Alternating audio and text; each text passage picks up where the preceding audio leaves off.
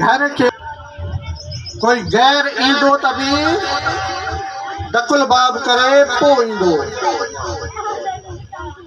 अल्लाह साईं कुरान में आयतूं कुछ मोकिलियूं आहिनि, उन्हनि खे बि अल्लाह साईं दीवार ॾिनी। ये खुदा ने करीम इरशाद फरमादो कुरान में, इन्नमा वलियुकुमुल्लाहु व रसूलुहु वल्लज़ीना आमनुल्लज़ीना युकीमूनस सलाता व युतूनज़ ज़काता व हुम राकिऊन। अल्लाह साईं इन आयत में जो इन्नमा लफ्ज़ इस्तेमाल कयो आहे, इहो इन्नमा अरबी में कोट खे चवंदा आहिनि। चतो फ़क़त फ़क़त अल्लाह तव्हांजो वली आहे, मता कंहिं ॿिए खे वली बणायो। फ़क़त ई फ़क़त यानी कोट में छॾी तो वलियत में अल्लाह का सवाइ को भी वली दाख़िल नथो थी सघे इन आयत में। मता तव्हां कंहिं वली जे दरबार में बि तव्हां कंहिंजो रोज़ो ॾिसी ऐं उनखे चओ त इहो बि अल्लाह जो वली आहे, न, अल्लाह साईं कोट ॾेई बिहारियो। चए थो फ़क़त फ़क़त आऊं अल्लाह वली आहियां, उन खां पोइ रसूल तव्हांजो वली आहे, ॿियो केरु वली न आहे। ऐं अल्लाह वली आहियां, रसूल वली आहे, ॿियो उहो वली आहे जेको ज़कात ॾे थो हालत नमाज़ में।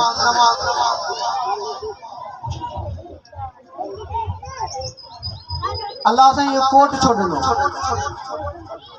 ज़कात जो ॾियण वारे खे वली जॾहिं शामिल कई त अल्लाह साईं इन आयत खे कोट इन करे लॻायो, मता क़यामत ताईं हिन क़ुरान खे तहरीफ़ करण वारा, हिन क़ुरान खे मिटाइण वारा अॼु बि आहिनि न माण्हू मौजूद। क़ुरान खे सरेआम साड़ीनि पिया, केरु मुस्लमान नालो ई कोन थो वठे। कुरान के बायूं ॾियनि पिया न। स्वीडन में कुरान के हिन महीने के अंदर में 3 दफ़ा कुरान के साड़ियो वियो आहे कंहिं मुस्लमान के जुरत ॻाल्हाए सके।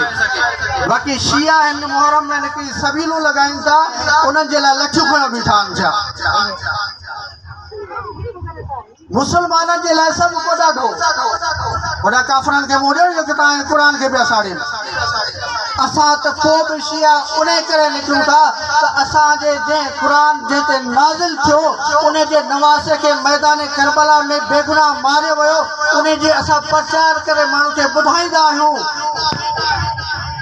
हाणे ख़बर पई त इहे न के क़ुरान जा वारिस आहिनि, न के इमाम हुसैन जा वारिस आहिनि। क़ुरान जा वारिस आहिनि त बि शिया आहिनि।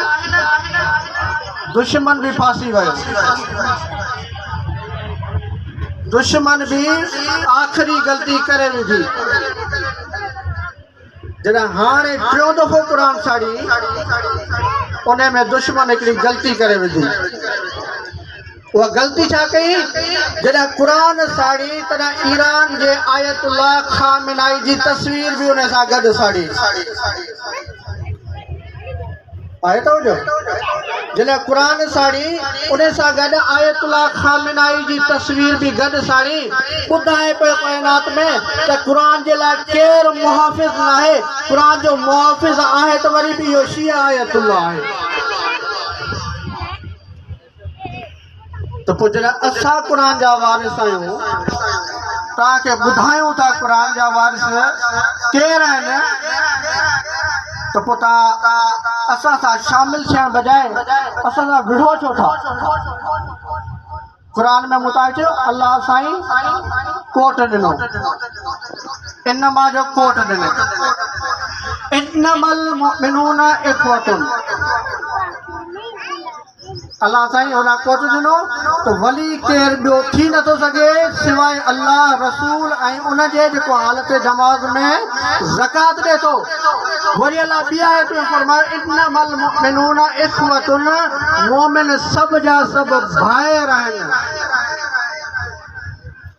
भाइर भला कॾहिं विढ़ंदा?